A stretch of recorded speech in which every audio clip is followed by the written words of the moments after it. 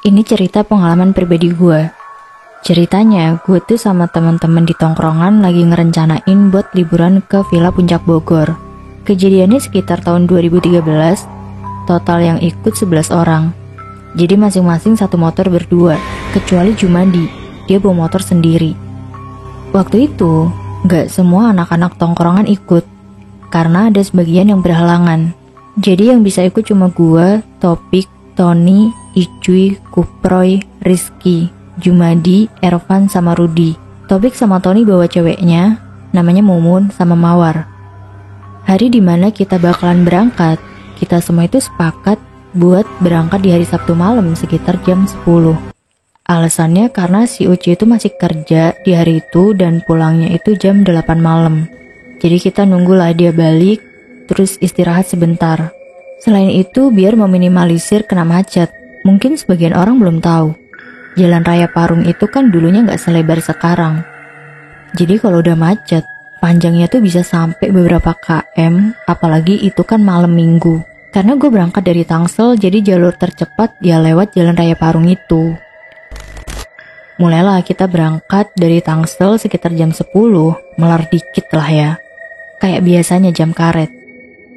Waktu itu gue satu motor sama Icuy. Karena dia baru balik kerja, jadi gue yang bawa motor dan kita mutusin lewat jalur yang hindarin macet. Singkat cerita, di sana gue sama Icuy tuh terpisah sama rombongan. Dan kalau gue muter balik, pasti sama aja bohong. Jadi gue mutusin lewat jalur Gunung Sindur Ciseeng. Nah, disinilah awal keanehan itu dimulai. Sebenarnya gue bukan tipe orang yang buta jalan, dan gue udah hafal jalur ini. Meskipun jalur yang gue pilih ini rada muter, tapi ya udahlah ya. Namanya bawa motor kopling, mending rada muter daripada kejebak macet. Cuy, kita lewat Ciseeng aja lah ya. Nanti kan tembusnya gampang ke Huripan. Nanti juga ketemu lagi sama anak-anak yang lain di sana. Bebas, Bor. Yang penting fokus aja. Soalnya jalanannya minim penerangan kalau lewat sini. Awalnya nggak ada yang mencurigakan. Sampailah kita di perempatan Ciseeng. Di situ gue ngambil jalan yang lurus karena mau nembus di Jampang Kahuripan. Sekitar 20 menit perjalanan dari perempatan Ciseeng itu, gue ngerasa hawanya itu dingin parah, bahkan lebih dingin dari puncak. Jalanan juga semakin lama tuh semakin berkabut pekat dan gak ada pengendara lain selain kita berdua. Cuy, lu ngerasa ada yang aneh gak sih?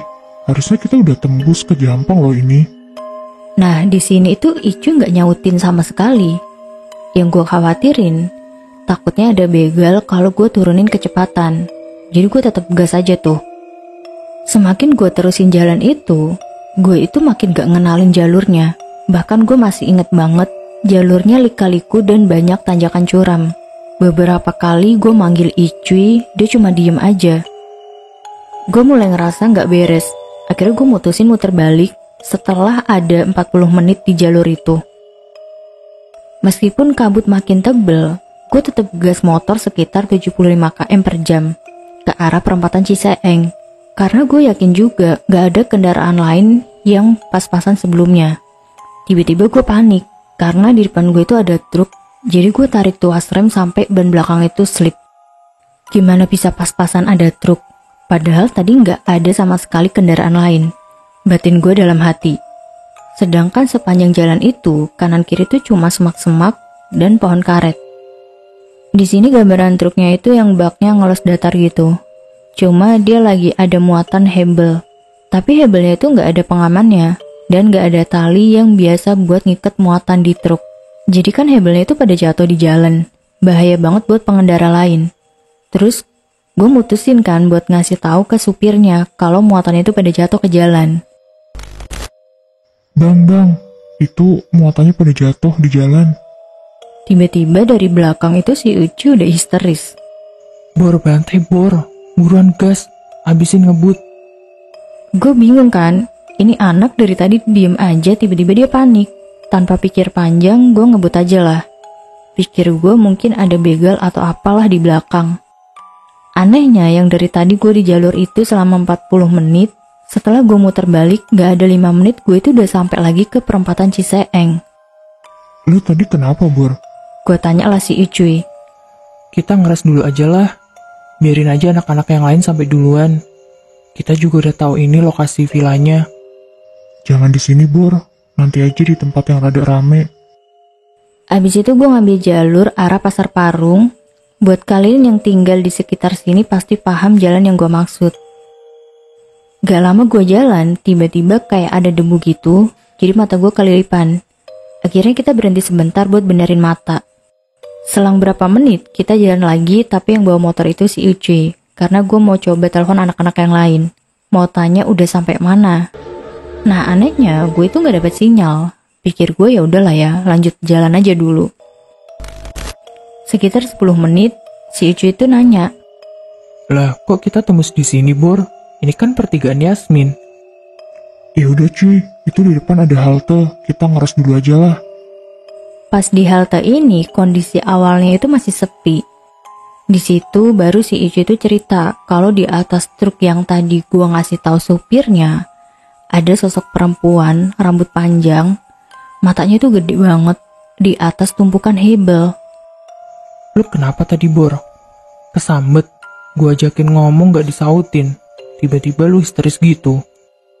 Buset, lu gak ngeliat itu kuntilanak matanya gede banget di atas truknya. Terus supir truk yang lu ajak ngobrol itu, gue cuma lihat gedebong pisang, makanya gue panik. Lagi ngobrol gitu, tiba-tiba ada 2 orang boncengan naik motor ikut duduk di halte. Napas mereka itu kayak lagi ngos-ngosan gitu loh. Tapi itu cuma sebentar doang, terus dia cabut. Intinya motor yang mereka pakai itu sama persis kayak motor yang lagi gue pakai. Gak lama dari situ ada segerombolan orang ramai banget pada bawa senjata. Ada yang bawa balok, parang, golok sama bambu. Gue langsung narik lah si Ucuy buat naik ke motor dan langsung cabut dari halte itu. Yang gue pikirin waktu itu mungkin 2 orang tadi itu maling atau mungkin dia ngelakuin kejahatan yang lain.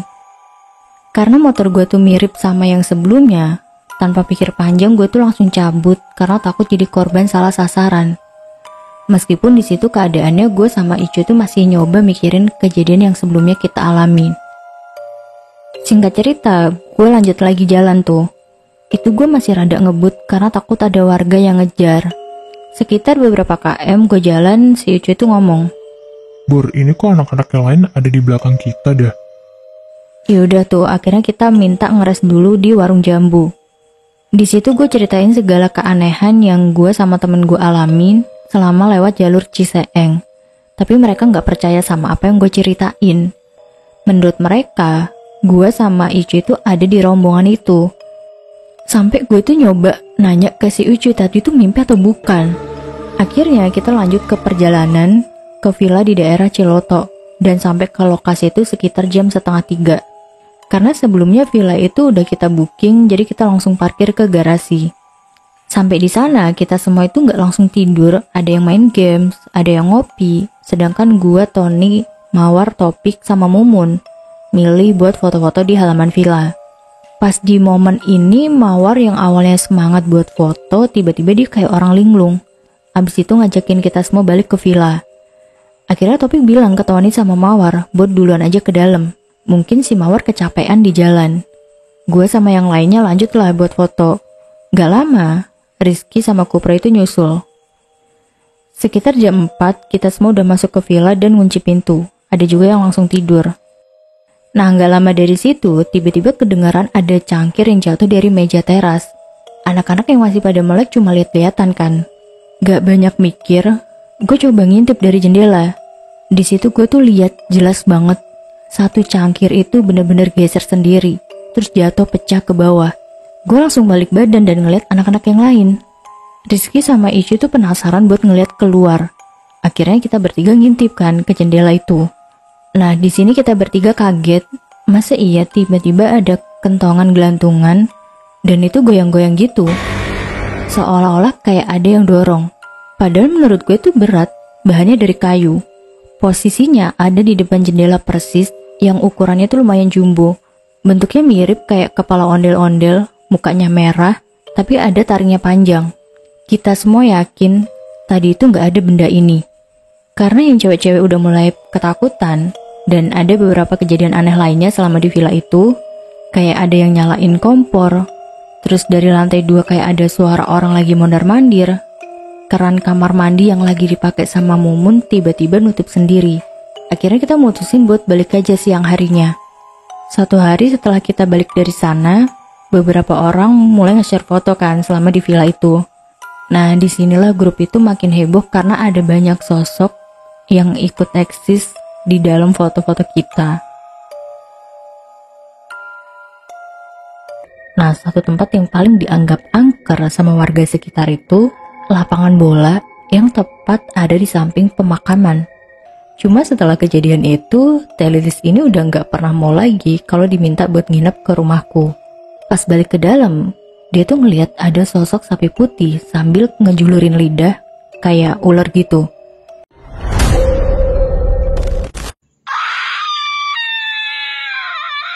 Ini cerita pengalamanku pribadi. Sewaktu aku kecil, aku sama keluarga itu pernah tinggal di salah satu daerah pelosok di Bogor. Sebelumnya aku tinggal di Jakarta Barat karena dekat dari kantor bokap. Cuma di sana itu masih ngontrak dan rumahnya itu masih petakan gitu. Nah, awal mula kenapa aku pindah ke pelosok Bogor itu karena nyokap tuh pengen punya rumah sendiri.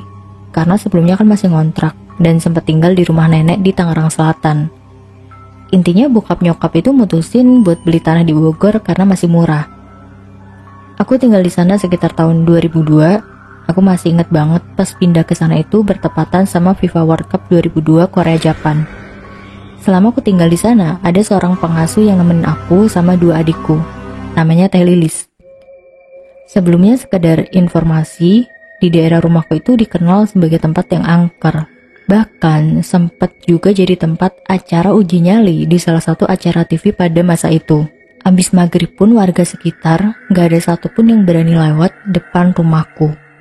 Jadi rumahku itu benar-benar satu rumah doang, gak ada tetangga sampai sekitar kurang lebih 150 meter.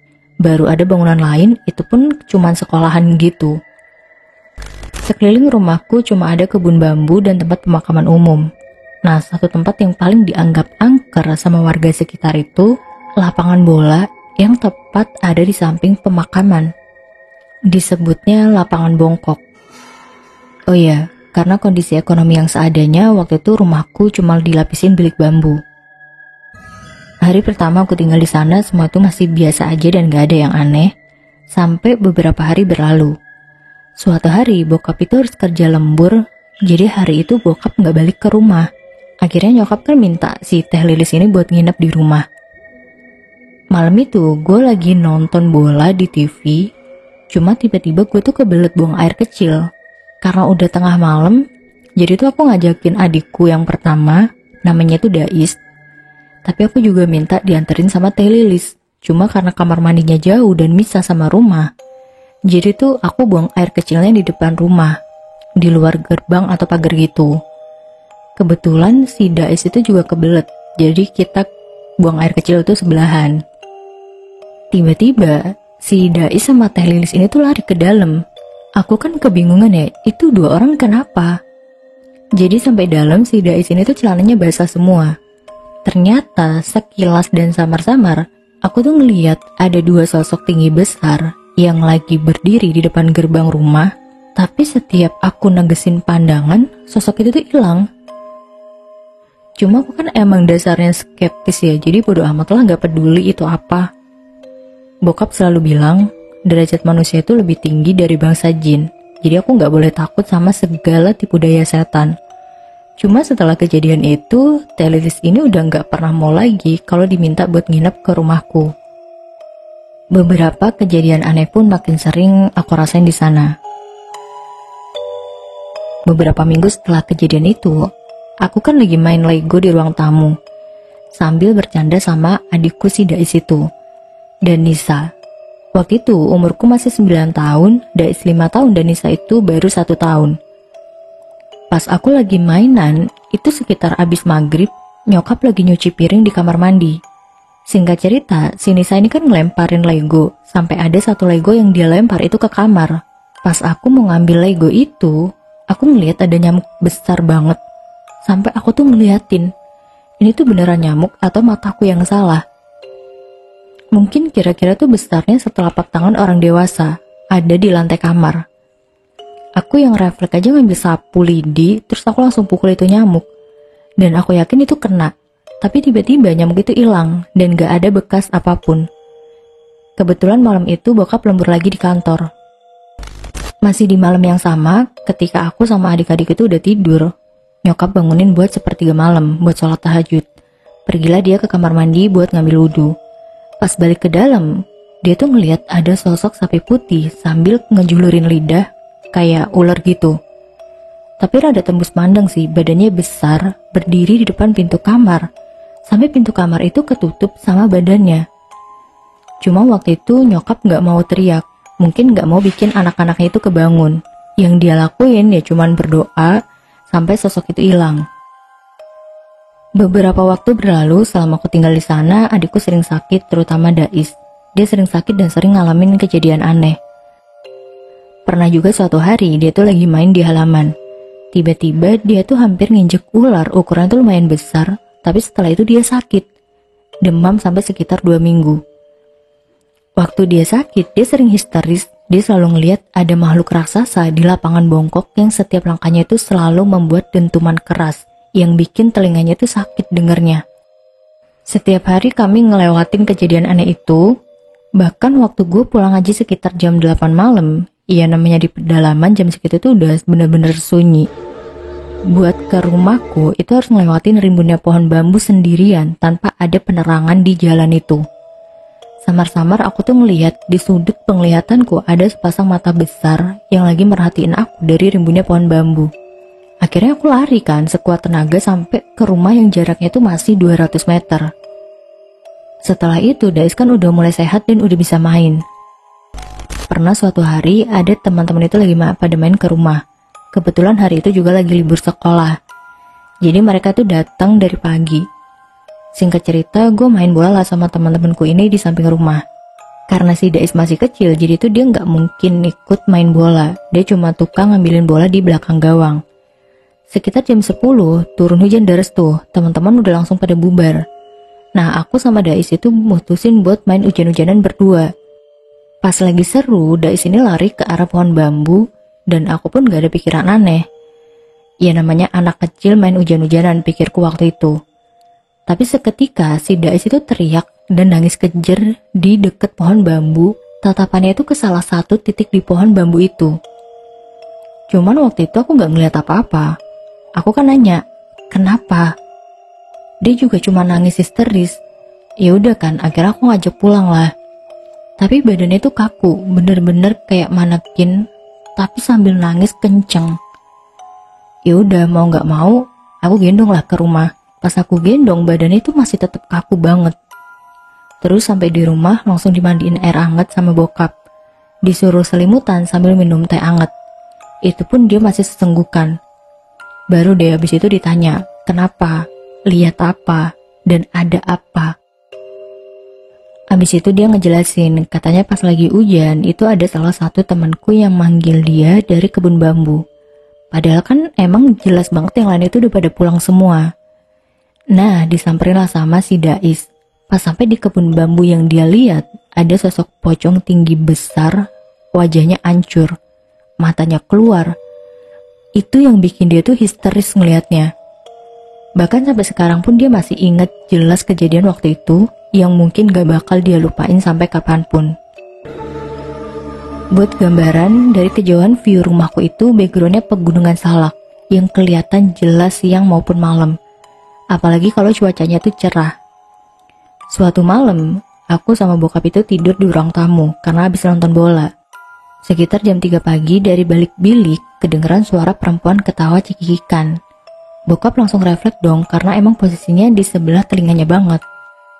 Bilik bambunya itu ditonjok sampai jebol dan aku pun kaget.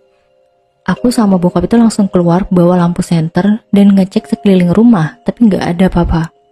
Pintu gerbang pun masih kekunci dari dalam. Tapi pas aku tegesin ke bawah baru sadar ada jejak kaki mirip kucing tapi ukurannya tuh besar dan itu tuh ada di sekeliling halaman rumah. Karena kan halaman rumah itu masih tanah dan kondisi tanahnya tuh rada lembab waktu itu. Lagi musim hujan kan, jadi jejaknya itu beneran kelihatan banget. Gak lama bokap itu bikin bakaran ranting-ranting kayu dan sampah di sudut halaman. Karena antisipasi kalau ada hewan liar, Pasti tuh dia bakalan takut ngelihat ada api. Nah, pas bokap lagi ngambil ranting sama sampah, tiba-tiba tuh aku ngeliat dari jauh, tapi jelas banget, ada api besar banget di Gunung Salak. Dan api itu pindah, gerakannya cepet banget dari satu tempat ke tempat lainnya. Sampai aku tuh manggil bokap buat nyaksiin itu. Tahun 2002 di tengah hutan di Pegunungan Salak, teknologi apa yang bisa bikin api geraknya cepet dari satu titik ke titik lainnya? Sebenarnya masih banyak kejadian di luar nalar selama aku tinggal di sana, yang mungkin kalau aku ceritain semuanya tuh bakalan panjang banget. Singkat cerita, sekitar 12 bulan aku tinggal di sana, bokap mutusin buat balik ke Tangerang Selatan.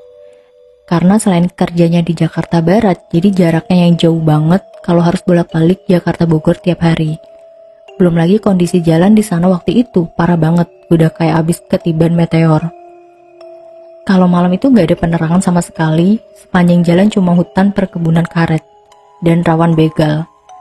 Karena alasan itu, nenekku juga khawatir banget sama bokap, cucunya, dan nyokap.